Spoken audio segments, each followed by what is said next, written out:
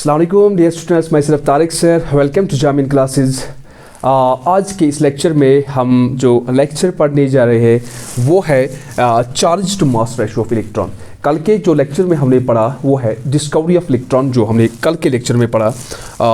आज के लेक्चर में जो हम पढ़ने जा रहे हैं वो है charge to mass ratio of electron. ये जो charge to mass ratio of electron actually मैंने रिकॉर्ड किया था लेक्चर फुल, तो इसका ऑडियो नहीं आया तो इसलिए दोबारा से बना रहा हूँ। तो चलो without wasting the time I will start this. Charge to mass ratio of electron, इसको हम रिप्रेजेंट करते हैं E बाई एम से।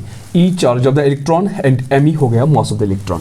ये किसने दिया था? 1897 ने दिया, 1870 में दिया था। 1970 में ब्रिटिश साइंटिस्ट एक था, उसका नाम था J.J. थॉमसन। इसने ये दिया था।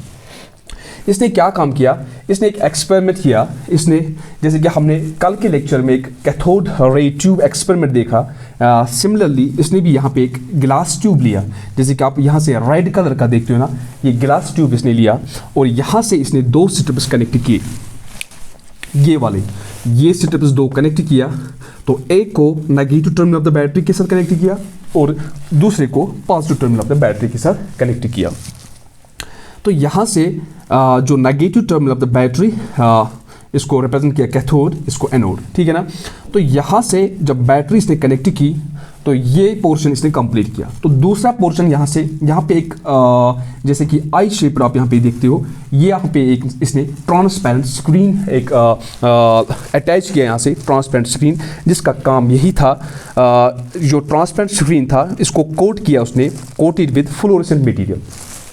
तो उसका यही काम था, जैसे कि मैंने आपको कल के लेक्चर में बता दिया, फ्लोरेसेंट और फास्फोरेसेंट मटेरियल। इस पे जो हेनरी बैकरेल जो काम कर रहा था, जो फ्लोरेसेंट मटेरियल था, जब इस पे कोई इलेक्ट्रॉन, बीम ऑफ इलेक्ट्रॉन या कोई भी पार्टिकल स्ट्राइक हो जाता था, हिट करता था, ये ग्लो हो जाता था।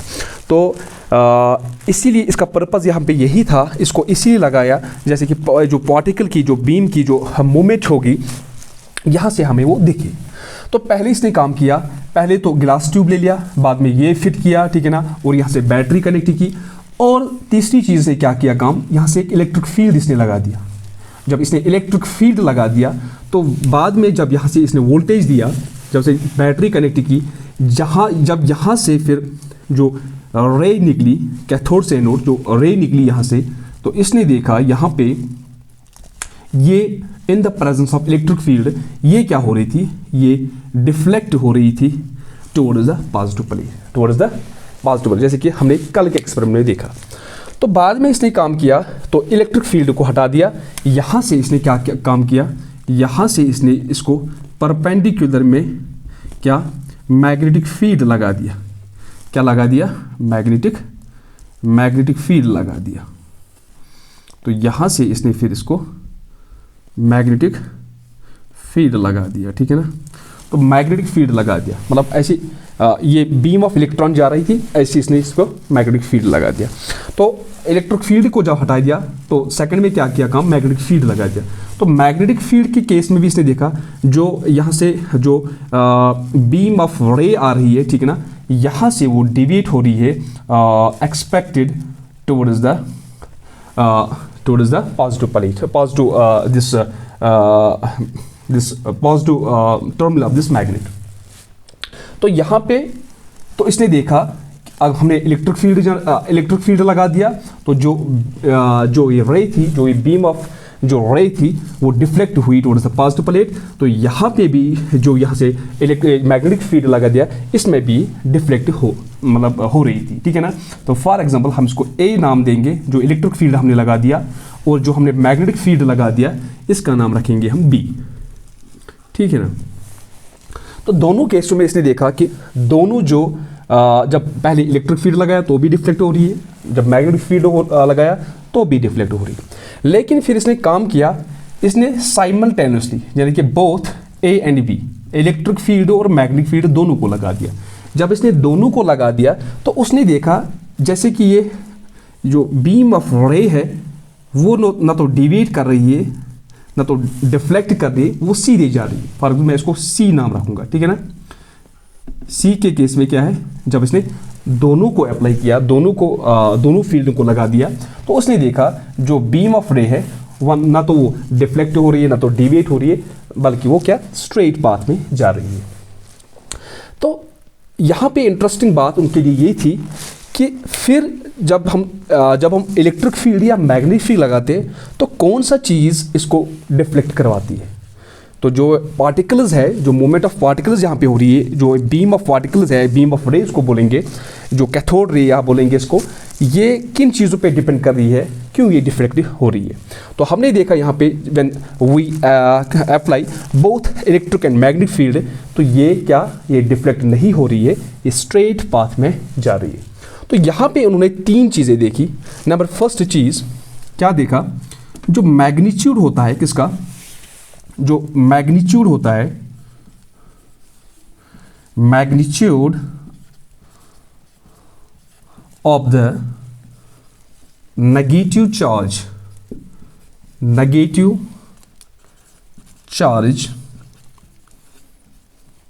ऑफ द पार्टिकल्स, या इलेक्ट्रॉन्स हम कहेंगे क्योंकि हमने कल बोला ये इलेक्ट्रॉन्स ही थे, तो मैं इसको शॉर्ट में इलेक्ट्रॉन्स ऐसे लिखता हूं। तो उन्होंने कहा जो magnitude of the negative charge of the particles है वो प्रोपोर्शनल है, किसके, डिफ्लेक्शन की, ठीक है ना, वो प्रिपरेशन है डिफ्लेक्शन की। तो आप बोलोगे सर इसका मतलब क्या है, जो आपने बता दिया magnitude of the negative charge of the particles यानी कि electrons is proportional to deflection.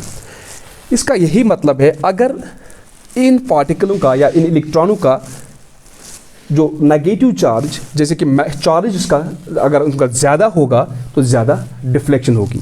तो जब ये ज़्यादा होगा तो ज़्यादा इंट्रैक्शन होगी किसके साथ, इलेक्ट्रिक और मैग्नेटिक फील्ड के साथ। जब ज़्यादा इंट्रैक्शन होगी इलेक्ट्रिक और मैग्नेटिक फील्ड के साथ तो यहाँ पे ज़्यादा डिफ्लेक्शन होगी, यहाँ पे ज़्यादा डिफ्लेक्शन होगी, ठीक है ना। तो नंबर सेकंड थिंग इसने यही देखा, तो जो सेकंड बात यहाँ पे होगी तो मास ऑफ द पार्टिकल के बारे में होगी।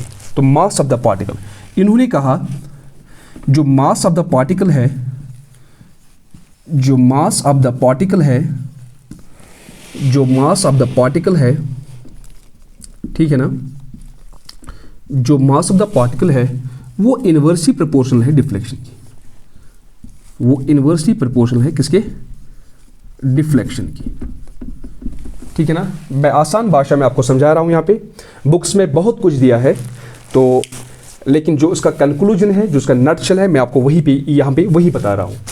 तो सेकंड बात इसने कही जो मास ऑफ द पार्टिकल है वो इनवर्सली प्रोपोर्शनल है डिफ्लेक्शन की। तो इसका मतलब ये है अगर मास ज़्यादा होगा, अगर मास ज़्यादा होगा डिफ्लेक्शन कम होगी, तो अगर मास कम होगा डिफ्लेक्शन ज़्यादा होगी। तो इनवर्सली प्रोपोर्शनल का वही मतलब है। फॉर एग्जांपल मैं आपको समझाता हूँ, अगर आपके पास 500 ग्राम की या एक आपके पास 2 स्टोन्स है, ठीक है ना, आपके पास 2 स्टोन्स है, आपके पास 2 स्टोन्स है, एक आपके 500 ग्राम की है और एक स्टोन आपकी 5 kg की है, ठीक है ना। 2 स्टोन से आपके पास, एक 500 ग्राम की है, दूसरी 5 kg की है। लेकिन अगर आप यहाँ पे एक बंदा आया, ठीक है ना, यहाँ पे एक बंदा आया, अगर बोलेंगे इसको आप इसको थ्रो करो, ठीक है ना, दोनों स्टोनों को थ्रो करो। जैसे कि उसने पहले 500 ग्राम की स्टोन उठाई, जब इसने 500 ग्राम की स्टोन को थ्रो किया तो आपको मतलब ये कॉमन सेंस है, इसका जो मास है वो बहुत ही कम है, ये दूर जाएगी, ये दूर जाएगी। लेकिन जब वो 5 kg की स्टोन को थ्रो करता है वो ज़्यादा दूर नहीं जाएगी, वो पास में ही पड़ेगी। तो इसका मतलब यही है जो मास ऑफ द पार्टिकल है अगर वो ज़्यादा होगी उसकी डिफ्लेक्शन कम ही होगी, उसकी डिफ्लेक्शन कम ही होगी। लेकिन अगर मास ऑफ द पार्टिकल ज़्यादा होगा उसकी डिफ्लेक्शन क्या होगी, अगर मास ऑफ द पार्टिकल ज़्यादा हुआ उसकी डिफ्लेक्शन कम हुई, अगर मास ऑफ द पार्टिकल क्या होगा, कम होगा, उसकी डिफ्लेक्शन ज़्यादा होगी, ठीक है ना। तो ये सेकंड थिंग उन्होंने यहाँ पे कंक्लूड किया, ठीक है ना, ये सेकंड थिंग उन्होंने यहाँ पे कंक्लूड किया जो मैंने यहाँ पे आपको समझाया। तो तीसरी चीज़ उन्होंने जो समझाई यहाँ पे, उन्होंने कहा जो strength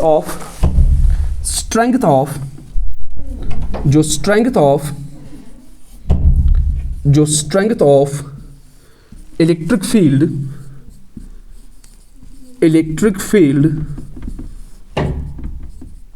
as well as magnetic field. जैसे कि strength of electric field and जो मैग्नेटिक फील्ड था, मैग्नेटिक फील्ड,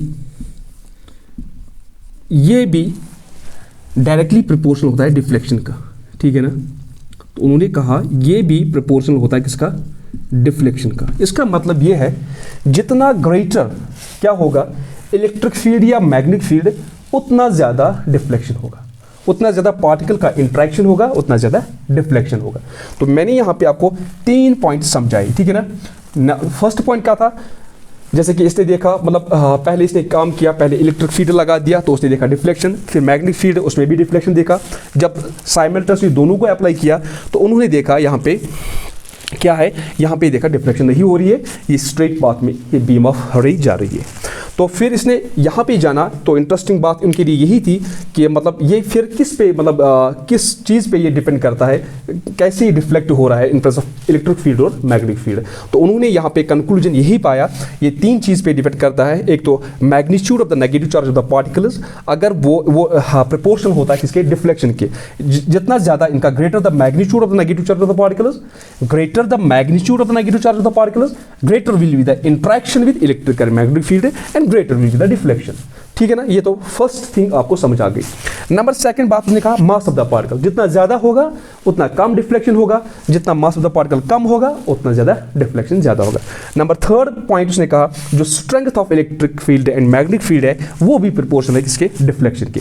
जितने ज़्यादा जितना मतलब मैग्नीट्यूड, जितना हम ग्रेटर इसको मतलब ज़्यादा मतलब अप्लाई करेंगे किसको, इलेक्ट्रिक फील्ड को और मैग्नेटिक फील्ड को, उतना ज़्यादा डिफ्लेक्शन होगा, उतना ज़्यादा पार्टिकलों का इंट्रैक्शन होगा किसके साथ, इलेक्ट्रिक फील्ड या मैग्नेटिक फील्ड का, उतना ज़्यादा डिफ्लेक्शन होगा। तो यहाँ पे बात कंक्लूजन ये आई।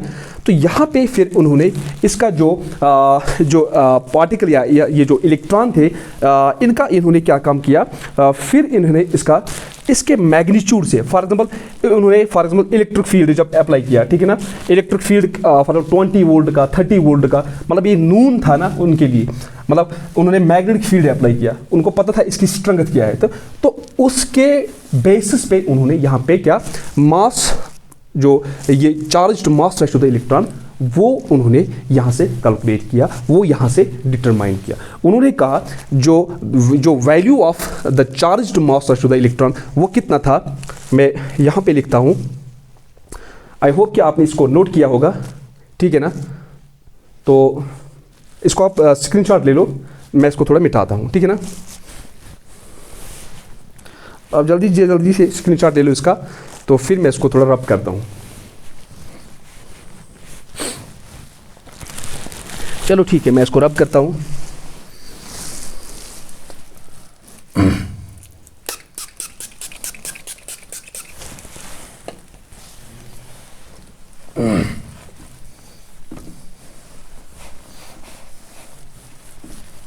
उन्होंने क्या देखा, इन्होंने यहाँ पे देखा जो इसका वैल्यू था किसका, जो इसका वैल्यू था किसका, वैल्यू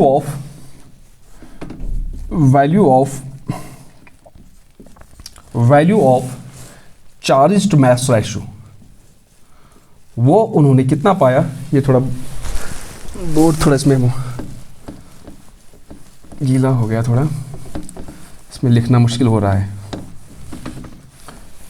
जो charge to mass ratio of electron, जो इसका वैल्यू है वो इन्होंने कितना पाया, 1.758820 into 10 raised power 8 पर कूलम, ठीक है ना। वो इन्होंने इतना पाया, ठीक है ना। 1.758820 into 10 raised to power 8 coulomb पर ग्राम है, कूलम पर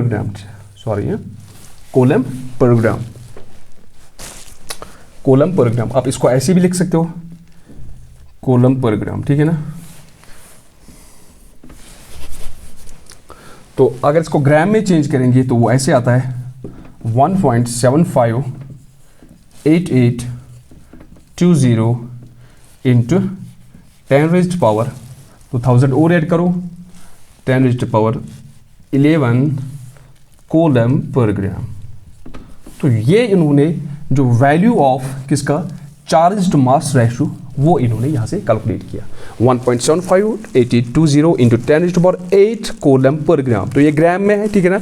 तो यहाँ पे ये किस में है, सॉरी किलोग्राम में, 10 रेज़्ड पावर 11 हो गया ना, तो ये किस में है, किलोग्राम में। 1.758820 into 10 raised power 11 coulomb per kilogram, coulomb per kilogram. तो यहाँ से इन्होंने यहाँ इसका मास निकाल दिया। तो फिर इसके बाद और एक साइंटिस्ट आ गया जिसका नाम था मिल्कन। क्या था नाम था उसका, मिल्कन। तो उसने इसका फिर चार्ज और मास निकाल दिया, ठीक है ना। इसको मैं सबको रब करता हूँ, ठीक है ना। थोड़ा रब करने में थोड़ा टाइम भी थोड़ा ज़ाया हो जा रहा है, तो आई होप कि आप लोग ये चीज़ें बेयर करोगे, ठीक है ना। उसके बाद एक और साइंटिस्ट आ गया जिसका नाम था R.A. मिल्कन, R.A. मिल्कन, ठीक है ना। तो उसने क्या किया काम, उसने फिर इसका चार्ज निकाल दिया, किसका, इलेक्ट्रॉन का चार्ज और मास उसने कैलकुलेट किया। तो इस R.A. मिल्कन ने एक एक्सपेरिमेंट किया जिसका नाम था ऑयल ड्रॉप एक्सपेरिमेंट। क्या नाम था इसका, oil drop experiment, oil drop experiment. इसको कम से कम ये एक्सपेरिमेंट करने में 8 साल लगे। कितने, 8 साल लगे। इसने ये काम किया था स्टार्ट 1906 से 1914 तक ये काम इसने किया, ठीक है ना। उसके बाद और एक साइंटिस्ट आ गया जिसका नाम था R.A. मिल्कन। उसने ऑयल ड्रॉप एक्सपेरिमेंट किया 1906 से स्टार्ट किया 1940 तक। इसने काम क्या किया, इसने एक इंस्ट्रूमेंट लिया, ठीक है ना। ऐसी इंस्ट्रूमेंट बना दिया इसने, ऐसा एक इंस्ट्रूमेंट बना दिया इसने,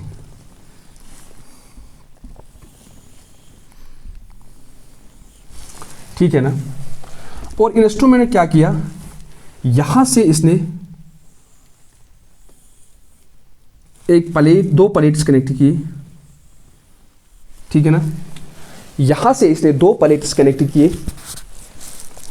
ये वाला प्लेट था, ये पॉजिटिव टर्मिनल था, पॉजिटिव प्लेट जिसको बोलते हैं हम, ठीक है ना। और ये वाला जो प्लेट था ये कौन सा था, ये नेगेटिव प्लेट था। समझ आ गई बात। और इसने काम किया यहां पे इसने काम किया, यहां पे इसने एक एटॉमाइजर लगा दिया, ठीक है ना। एक एटॉमाइजर फिट किया,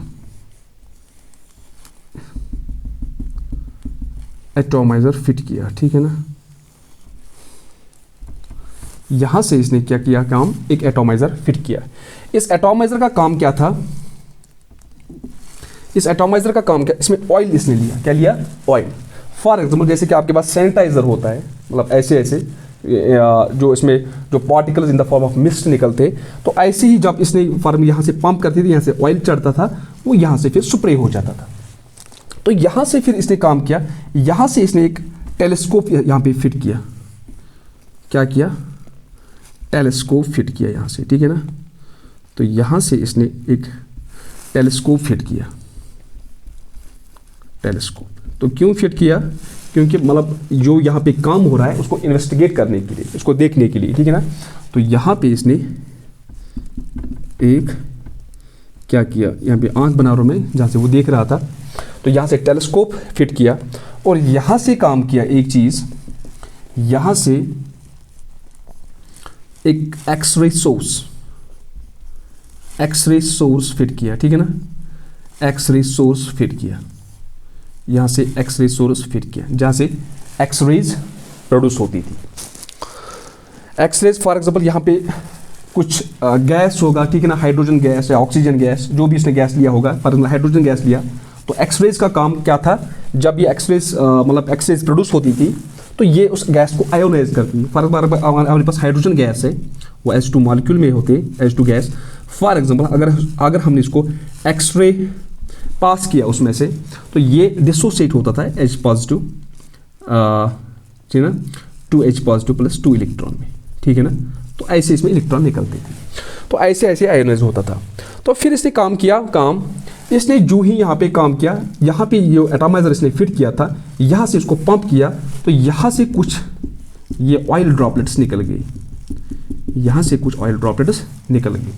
लेकिन इसने चालाकी ये की कि इसमें उसने क्या काम किया, इसमें इतना ही छेद किया, इस पॉजिटिव प्लेट में इतना ही बड़ा छेद किया जहाँ से फॉर एग्जाम्पल एक ही ऑयल ड्रॉपलेट इसमें से गिरे, एक ही ऑयल ड्रॉपलेट इसमें से गिरे। तो जब यहाँ से इसने इसको पंप किया इस एटॉमाइजर को, यहाँ से जो oil in the form of mist produce हुआ, ठीक है ना, in the form of mist produce हुआ। तो फिर क्या हुआ, तो यहाँ से ये ऑयल ड्रॉपलेट यहाँ से ये पेनिट्रेट्स में हुआ, ये यहाँ से पहुँच गया, ठीक है ना। तो यहाँ पे ये कुछ देर के लिए क्या अटक गया, मतलब कुछ फैक्टो सेकंड्स के लिए हम कहेंगे, ठीक है ना। तो यहाँ वो इसको मतलब इन्वेस्टिगेट कर रहा था। तो यहाँ पे इसने देखा कुछ समय के लिए जब ये स्टेशनरी स्टेट में आ गया, तो क्यों आ गया, यहाँ पे बहुत सारी फोर्सेस पे एक्ट कर रहे थे। जैसे कि नीचे की तरफ इसको क्या था, gravitational force mg, mass into gravity, ठीक है ना। और ऊपर की तरफ इसको electrostatic force due to electric field जो हमने अप्लाई किया उसकी वजह से, Fe जिसको मैं लिख रहा हूँ, ठीक है ना, Fe इलेक्ट्रोस्टैटिक फोर्स। तो इलेक्ट्रोस्टैटिक फोर्स जो था, जो इलेक्ट्रिक फील्ड का फोर्स, जो इलेक्ट्रिक फील्ड इस पे लग रहा था, वो उसको ऊपर की तरफ मतलब ले जाना चाहता था, और जो mg ग्रेविटेशनल फोर्स उसको नीचे की तरफ ले जाना चाहता था। तो उस समय तक जहाँ पे थोड़ा स्टेशनरी स्टेट में था, वहाँ पे उन्होंने इसको इन्वेस्टिगेट किया। और यहाँ पे जो ही ये फॉल हुआ, जो ही यहाँ से ये फॉल हुआ, इस होल से जो ही ये फॉल हुआ, तो उन्होंने यहाँ से एक्सरेज यहाँ से चालू की, ठीक है ना। तो यहाँ पे हाइड्रोजन गैस था, उसको आयोनाइज, वो एक्सरेज ने उसको आयोनाइज किया, तो वो डिसोसिएट हुआ, वहाँ से इलेक्ट्रॉन्स निकल गए। तो यहाँ पे ऑयल ड्रॉप पे इलेक्ट्रॉन्स बैठ गई, ठीक है ना, इलेक्ट्रॉन्स बैठ गए, ठीक है ना। तो जब यहाँ से इलेक्ट्रॉन्स पे बैठ गए, तो उन्होंने फॉर एग्जाम्पल मैं यहाँ से कहूँगा, जो इलेक्ट्रिक स्टैटिक फोर्स इस पे था Fe, वो चार्ज इंटू इलेक्ट्रिक फील्ड था, चार्ज इंटू इलेक्ट्रिक फील्ड था। तो मैं ये कह सकता हूँ ना, फिर यहाँ पे इसको ये इलेक्ट्रोस्टैटिक फोर्स ग्रेविटेशनल फोर्स के बराबर था। तो मैं कह सकता हूँ ना, जो यहाँ पे mg था, ग्रेविटेशनल फोर्स जो था, वो किसके बराबर है, मैं कहूँगा ना Q इंटू E के बराबर में, ठीक है ना। तो यहाँ से मैं अगर इसमें इंटरचेंज करूँगा, Q by M is equal to G by E, तो ये लिख सकता हूँ ना मैं, तो मैं लिख सकता हूँ ना मैं, तो मैंने ये लिखा Q by M is equal to G by E। तो यहाँ से मैं अगर इसमें इसको इंटरचेंज करूँ, G into M divide by E लिख सकता हूँ ना। यहाँ पे जो ये चार्ज ऑन द पार्टिकल था, ये जो चार्ज ऑन द पार्टिकल है यहाँ पे, ये जो मैं यहाँ पे लिख रहा हूँ, ये जो चार्ज ऑन द पार्टिकल है, ये किसके बराबर में है, या मैं यहाँ पे रखूँगा पार्टिकल क्या, ऑयल ड्रॉपलेट जो मैंने यहाँ पे लिया, जो charge on the oil droplet है वो क्या है, वो always an integral, that is always an integral multiple of the electric charge.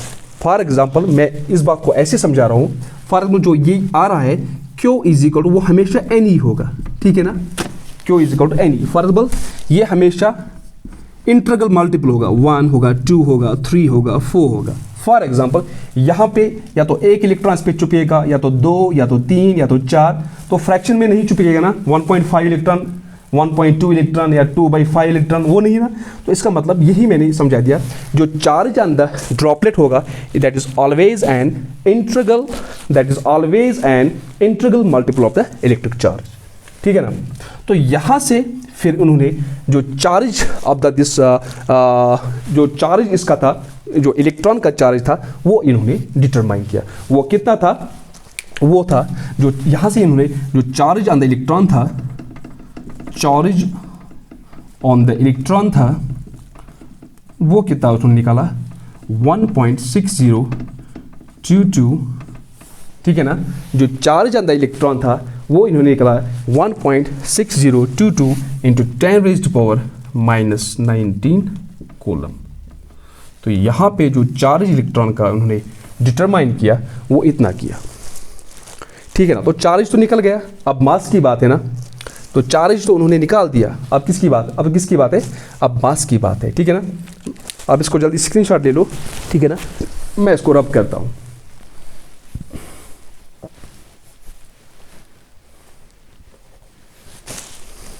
ठीक है,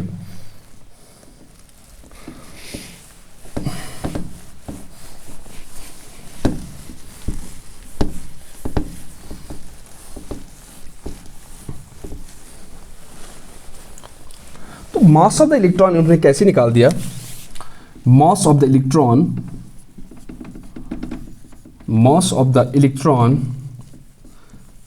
इन्होंने कैसे निकाल दिया। इन्होंने क्या काम किया, इन्होंने कंबाइन किया किसको, जो चार्ज ऑफ द इलेक्ट्रॉन है, और किसको, क्योंकि चार्ज हमारा ऑलरेडी डिटरमाइन हुआ 1.6022 इंटू 10⁻⁻19 कूलम, एक तो इसको, और दूसरा हमने जो charge to mass ratio already निकाला 1.758820 इंटू 10⁻8 कूलम पर ग्राम, ये भी हमने डिटरमाइन किया, ठीक है ना। या मैंने इसको बोला किलोग्राम में, तो फिर 10⁻11 कूलम पर किलोग्राम आ जाएगा, ठीक है ना। तो कंबाइन किया किसको, चार्ज ऑफ द इलेक्ट्रॉन को, और किसको, जो चार्ज टू मास रेशियो था, कौन, चार्ज टू मास रेशियो। तो उन्होंने कहा जो मास ऑफ द इलेक्ट्रॉन है, ठीक है ना, मैं ऐसे लिखता हूं, जो मास है किसका, इलेक्ट्रॉन का, वो किसके बराबर है, वो बता दिया, जो चार्ज है, कौन सा, चार्ज ऑफ द इलेक्ट्रॉन, ठीक है ना। तो इसको भी मैं रिप्रेजेंट करता हूँ ई से या क्यू से करो, charge of the electron, and जो charge to mass ratio of the electron E by M E. तो यहां से चार्ज कितना है हमारा 1.6022 इंटू 10⁻⁻19 कूलम पर ग्राम, ठीक है ना। और चार्ज टू मास रेशियो हमारा कितना आ गया 1.758820 इंटू 10⁻8 कूलम पर ग्राम, ठीक है ना, पर ग्राम। तो इसने जब इसको कैलकुलेट किया तो यहाँ से इसका जो इसका मास जो आ रहा है वो कितना आ रहा है, ज़रा इसको कैलकुलेट करो, कॉलम कैंसिल हो जाएगा, ठीक है ना। तो वो 9.1094 इंटू 10⁻⁻28 इंटू 10⁻⁻20 इंटू 10⁻⁻28 9.1094 इंटू 10⁻⁻28 ग्राम पर इलेक्ट्रॉन आ रहा है, ग्राम पर इलेक्ट्रॉन आ रहा है। तो ये कैलकुलेट हुआ किसका, इलेक्ट्रॉन का मास, किसका हुआ ये कैलकुलेट, इलेक्ट्रॉन का मास यहाँ से कैलकुलेट हमारा हुआ। तो यहाँ पे जो मास हो कैलकुलेट हुआ, अगर इसको किलोग्राम में चेंज करो तो क्या आ जाएगा, इंटू 1000 करो, ठीक है ना, 10⁻31 आ जाएगा, ठीक है ना, 10⁻31 मैं लिख रहा हूँ यहाँ पे, आप कंफ्यूज हो जाओगे। 1.094 इंटू 10⁻31 किलोग्राम पर इलेक्ट्रॉन, ये क्या हमारा आ रहा है, ये हमारा आ रहा है मास ऑफ द इलेक्ट्रॉन, क्या आ रहा है, मास ऑफ द इलेक्ट्रॉन। यहाँ आपको ध्यान की ज़रूरत ये है कि ध्यान मतलब किस चीज़ पे देना है, जैसे कि एग्ज़ाम में आपको पूछा जाएगा, मतलब मास के 4 वैल्यूज़ आपको पूछे जाएंगे। एक इलेक्ट्रॉन का मास इन ग्राम क्या है, ठीक है ना, तो वो आपने पता किया है यहाँ पे, ठीक है ना, ये है। तो इलेक्ट्रॉन का मास केजी में क्या है, तो वो यहाँ से आपको पता चल गया, ठीक है ना। तो तीसरी जो चीज़ है आपको पूछा जाएगा, जो मास of 1 mole of the electron क्या है, मास ऑफ 1 मोल ऑफ इलेक्ट्रॉन क्या है, या आपको पूछा जाएगा mass of electron in AMU क्या है। ठीक है ना। तो यहाँ पे हमने यहाँ जो अभी यहाँ से हमारा कैलकुलेट हुआ, तो जो आपको एग्ज़ाम में पूछे जाते हैं, ठीक है ना, JEE में बहुत बार आया है ये क्वेश्चंस। इलेक्ट्रॉन का जो मास है, ठीक है ना, इन ग्राम में क्या होगा, ठीक है, वो हमने बता दिया आपको। इलेक्ट्रॉन का मास किस में, इन kg में क्या आ जाएगा, ठीक है ना, वो भी मैंने डिटरमाइन किया। चार्ज ऑफ द इलेक्ट्रॉन वो भी बता दिया मैंने आपको, चार्ज ऑफ द इलेक्ट्रॉन भी बता दिया, ठीक है ना। और charge to mass ratio of the electron, charge to mass ratio of the electron, mass ratio of the electron, देखो कितने सारे ऑब्जेक्टिव बन रहे हैं इस पे, ठीक है ना, ये भी मैंने बता दिया आपको, ठीक है ना। तो 1 2 3 4, तो फिफ्थ थिंग जो इंपॉर्टेंट है वो क्या है, वो है मास of 1 mole of the electron, 1 mole of electron, ये भी आपको बताना है। या आपको बताना है mass of electron in AMU, mass of electron, mass of electron in AMU, atomic mass unit, जिसको यूनिफाइड मास भी कहा जाता है, ठीक है ना। तो ये इस पे क्वेश्चंस बन रहे हैं, ठीक है ना। और आपको कंसेप्ट भी पता होना चाहिए, कैसे इन्होंने चार्ज टू मास रेशियो निकाला, कैसे फिर चार्ज इलेक्ट्रॉन का निकाला, कैसे मास निकाला ऑयल ड्रॉप एक्सपेरिमेंट से, ठीक है ना। तो यहाँ पे ये चीज़ें हमने डिस्कस की, इलेक्ट्रॉन का मास इन ग्राम, इलेक्ट्रॉन का mass in kg, charge of the electron, charge to mass ratio of the electron, ये चीज़ें हमने डिस्कस की। तो अब बचा हमारे पास mass of 1 mole of electron. मैं अभी इसको लिख देता यहाँ पे, लेकिन आपको मैं समझा दूंगा पहले मोल कंसेप्ट। मैंने आपको बताया था, प्रॉमिस किया था, जैसे कि हमारे पास जो बेसिक कंसेप्ट सब केमिस्ट्री है, उसमें जितने भी कंसेप्ट सब आपके रहेंगे वो मैं साइड बाई साइड समझा दूँगा। तो यहाँ पे मोल का कंसेप्ट आ गया और एटॉमिक मास यूनिट का कंसेप्ट आ गया, ठीक है ना। तो ये चीज़ें मैं नेक्स्ट जो वीडियो होगा, नेक्स्ट लेक्चर होगा, उसमें आपको मैं सारा कुछ समझा दूंगा, मोल कंसेप्ट और एटॉमिक मास यूनिट का। तो आप फिर खुद ही बताओगे जो मास ऑफ 1 मोल ऑफ इलेक्ट्रॉन क्या होगा और mass of electron in AMU क्या होगा। तो आज के लेक्चर में बस इतना ही। कमेंट सेक्शन में आप ज़रूर बताइए कि जहाँ पे भी आपको कोई डाउट हो, डाउट सेक्शन जैसे कमेंट सेक्शन में आप लिख सकते हो। जहाँ पे भी आपको लगे कि किसी जगह डाउट है, किसी जगह कुछ रह गया है, तो मैं इसको इम्प्रूव करूँगा, ठीक है ना। तो आज के इस लेक्चर में इतना ही। Thanks for watching.